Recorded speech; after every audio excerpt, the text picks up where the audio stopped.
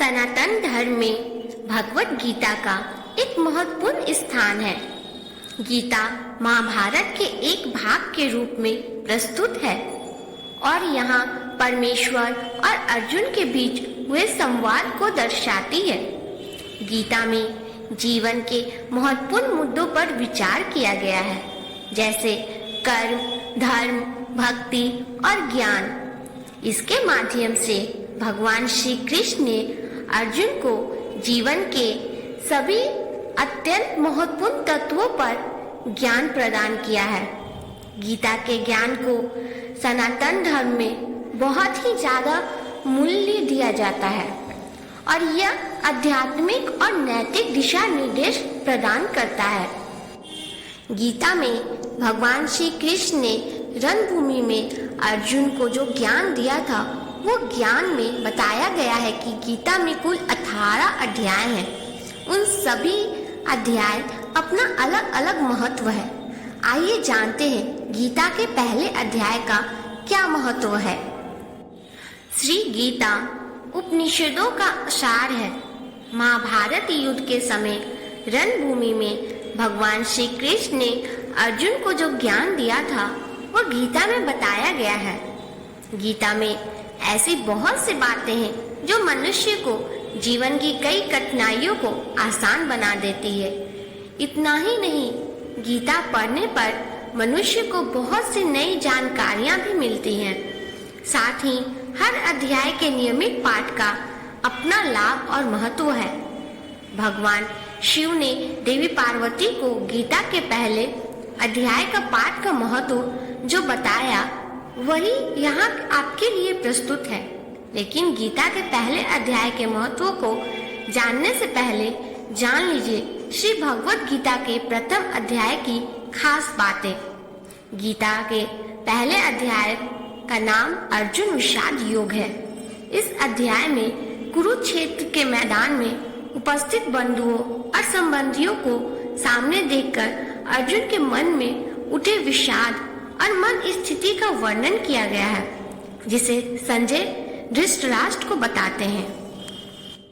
गीता के प्रथम अध्याय में महत्वपूर्ण एक समय पार्वती जी ने पूछा, हे महादेव जी, किस ज्ञान के बल पर संसार के सब लोग आपको शिव कहकर पूजते हैं? मृगछला ओढ़े और अपने सभी अंगों में शमशान की विभूति लगाए, गले पर सर्प और नर मुंडों की माला पहने हुए हो, इनमें तो कोई भी पवित्र नहीं, फिर आप किस ज्ञान से पवित्र माने जाते हैं? तब महादेव ने उत्तर दिया कि हे प्रिय, सुनो, मैं गीता ज्ञान को अपने हृदय में धारण करने से पवित्र माना जाता हूँ। इस ज्ञान से मुझे बाहर के कर्म नहीं व्यापते। तब पार्वती जी ने कहा कि हे भगवान, जिस गीता ज्ञान की आप ऐसी स्तुति करते हैं, उसके श्रवण करने से ही कई कृतियां भी हुआ है। महादेव ने उत्तर देते हुए कहा कि इस ज्ञान को सुनकर बहुत से जीव कृतार्थ हुए हैं और आगे भी होंगे। मैं तुम्हें एक पुरातन कथा सुनाता हूँ, तुम सुनो। एक समय पाताल लोक में शेषनाग की शैया पर श्री नारायण जी नैन मुक्त होकर आनंद में मग्न थे। उस वक्त भगवान के चरण दबाते हुए लक्ष्मी जी ने पूछा, हे प्रभु, निद्रा और आलस्य तो उन पुरुषों का व्यापार है जो जीव तामसी होते हैं, फिर आप तो तीनों गुणों से अतीत हो। आप तो वासुदेव हो, आप जो नेत्र मुक्त रहते हो। इससे मुझको बड़ा आश्चर्य है। नारायण जी ने उत्तर देते हुए कहा, हे लक्ष्मी, मुझको निद्रा आलस्य नहीं, व्यापता एक शब्द के रूप में जो भगवत गीता है, उसमें जो ज्ञान है, उसके आकार रूप है। यह गीता शब्द रूप अवतार है। इस गीता में यह अंग है। 5 अध्याय मेरे मुख है, 10 अध्याय मेरी भुजा है, 16वां अध्याय मेरा हृदय और मन और मेरा उदर है, 17वां अध्याय मेरी जंघा है और 18 अध्याय मेरे चरण हैं। गीता श्लोक से ही मेरी नाड़ियां हैं और जो गीता के अक्षर हैं वो मेरा रोम है। ऐसा मेरा शब्द रूपी जो गीता ज्ञान है, उसी के अर्थ में मैं हृदय में विचार करता हूँ और बहुत आनंद प्राप्त होते हैं। लक्ष्मी जी बोली, हे नारायण जी, जब श्री गीता जी का इतना ज्ञान है तो उसको सुनकर कोई जीव कृतित भी हुआ है? सो मुझसे कहो। तब श्री नारायण जी ने कहा, हे लक्ष्मी, गीता ज्ञान को सुनकर बहुत से जीव कृतार्थ हुए हैं, जो तुम श्रवण करो। एक व्यक्ति था जो चंडालों के कर्म करता था और तेल नामक का व्यापार करता था। उससे एक बकरी पाली। एक दिन वह बकरी चराने के लिए वन में गया और वृक्ष से पहले पत्ते तोड़ने लगा। वहां उसे एक सांप ने डस लिया, जिसे वह तुरंत मर गया। मरने के बाद उसने बहुत से नरक भोगे और फिर उसका जन्म बैल के रूप में हुआ। उस बैल को एक भिक्षुक ने मोल लिया। वह भिक्षुक उस पर चढ़कर सारे दिन मांगता फिरते रहता था। जो कुछ भिक्षा मांग कर लाता वह उसे अपने परिवार के साथ मिलकर खाता और बैल सारी रात द्वार पर खड़ा रहता। उसके खाने पीने का भी कोई ख्याल नहीं रखता था और सुबह होते ही बैल पर चढ़कर फिर मांगने निकल जाता था। जब बहुत दिन हो गए तो वह बैल भूख से गिर गया, लेकिन उसके प्राण नहीं निकले। नगर के लोगों ने देखा और बैल को कोई तीर्थ का फल दे तो कोई व्रत का फल दे, तब भी उस बैल के प्राण नहीं छूटे। एक दिन गणिका आई।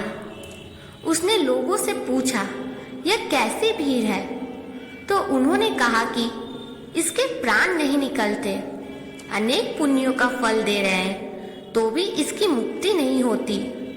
तब गणिका ने कहा कि मैंने जो कर्म किया है उसका फल मैंने इस बैल को दिया है। इतना कहते ही बैल की मुक्ति हो गई। तब बैल ने एक ब्राह्मण के घर में जन्म लिया। पिता ने उसका नाम सुदर्शमा रखा। उसके पिता ने उसे पढ़ाया लिखाया, उसको अपने पिछले जन्म की सुध दी। उसने एक दिन मन में विचार किया, जिस गणिका ने मुझे बैल की योनि से छुड़ाया था उसका दर्शन करूंगा। वृद्ध चलते चलते गणिका के घर आ गया और कहा, मुझे पहचानती हो? गणिका ने कहा, मैं नहीं जानती, कौन हो तुम? तब उसने कहा कि मैं वही बैल हूँ जिसको आपने अपने पुण्य दिए थे। तब मैं बैल की योनि को छूटा, अब मैं वृक्ष के घर में जन्मा हूँ। आप अपना पुण्य बताएं। गणिका ने कहा कि मैंने अपने जाने पुण्य नहीं किया, परंतु मेरे घर एक तोता है, वह रोज सवेरे कुछ पढ़ता है, मैं उसका वाक्य सुनती हूँ, उस पुण्य का फल मैंने तुम्हें दिया। तब वृक्ष ने तोते से पूछा कि तू सवेरे क्या पढ़ता है? तोते ने कहा, मैं पिछले जन्म के वृक्ष का पुत्र था। मेरे पिता ने मुझे गीता के पहले अध्याय का पाठ सुनाया था। एक दिन मैंने गुरु से कहा कि मुझको अपने क्या पढ़ाया। तब गुरुजी ने मुझे शाप दिया कि तू तोता बन जा। इसके बाद से मैं तोता बन गया। एक दिन बहेलिया मुझे पकड़कर ले आया और एक वृक्ष ने मुझे मोल लिया। वह वृक्ष भी अपने पुत्र को गीता का पाठ सिखाता था। तब मैंने भी यह पाठ सीख लिया। उसी दिन वृक्ष के घर में चोर घुस गए। उन्हें धन को प्राप्त नहीं हुआ, लेकिन वह मेरा पिंजरा उठा ले गए। उनकी यह गणिका मित्र थी। वह मुझे उसके पास ले आए। सो मैं नित्य प्रातः गीता जी के पहले अध्याय का पाठ करता हूँ, जिसे यह गणिका सुनती है। पर इस गणिका को समझ में नहीं आती जो मैं पढ़ता हूँ। वही इस गणिका ने तेरे नियमित दिया था। वह श्री भगवत गीता के पहले अध्याय का फल था। तब विद ने कहा कि हे तोता, तू भी विद है, मेरे आशीर्वाद से तेरा कल्याण हो। सो हे लक्ष्मी, विद के इतना कहते ही वह तोता भी मुक्ति को प्राप्त हो गया। तब गणिका ने बुरे कर्म छोड़ भले कर्म ग्रहण किए और नित्य स्नान करके श्री गीता का प्रथम अध्याय का पाठ करना शुरू कर दिया, जिससे उसकी भी मुक्ति हो गई। ऐसा है गीता के प्रथम अध्याय का पाठ का महत्व।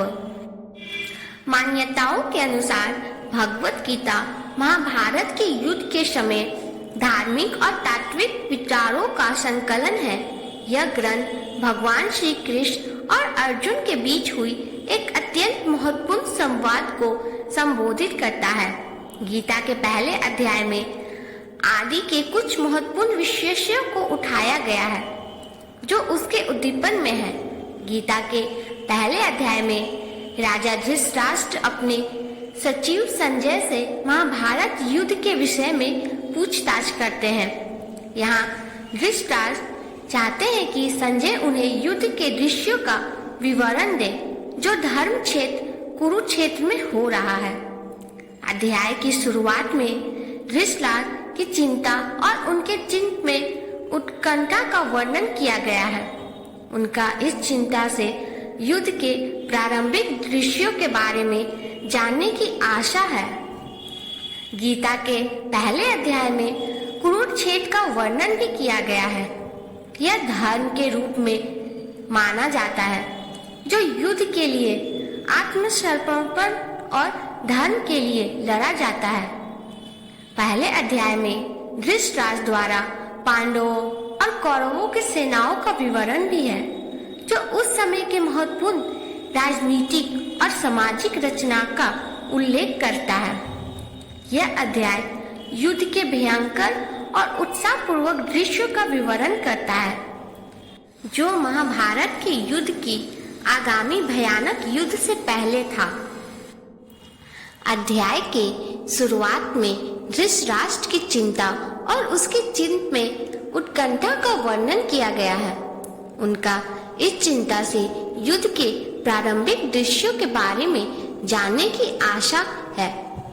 गीता के पहले अध्याय में कुरुक्षेत्र का वर्णन भी किया गया है। यह धर्म क्षेत्र के रूप में उत्कृष्ट माना जाता है जो युद्ध के लिए आत्मसमर्पण और धर्म के लिए लड़ा जाता है। पहले अध्याय में धृतराष्ट्र द्वारा पांडवों और कौरवों की सेना का विवरण भी है जो उस समय के संपूर्ण राजनीतिक और सामाजिक संरचनाएं का उल्लेख करता है। यह अध्याय युद्ध के भयंकर और उत्साहपूर्वक दृश्य का विवरण करता है जो महाभारत के युद्ध की आगामी भयानक युद्ध से पहले था। इस अध्याय में अर्जुन के द्वारा युद्ध के प्रारंभिक दृश्यों का दर्शन भी है। वह अपने भाई, दादा, शिक्षक और मित्रों को देखकर अत्यंत दुखी हैं और युद्ध के लिए उन्हें मारने का इच्छुक नहीं है।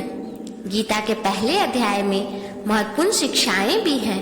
यह दिखाता है कि मनुष्य जीवन में अज्ञान और असंयम के कारण कितना दुख और संकट उत्पन्न कर सकता है। इसके साथ ही धर्म और धर्म के लिए लड़ने की महत्वपूर्णता को भी उजागर किया जाता है।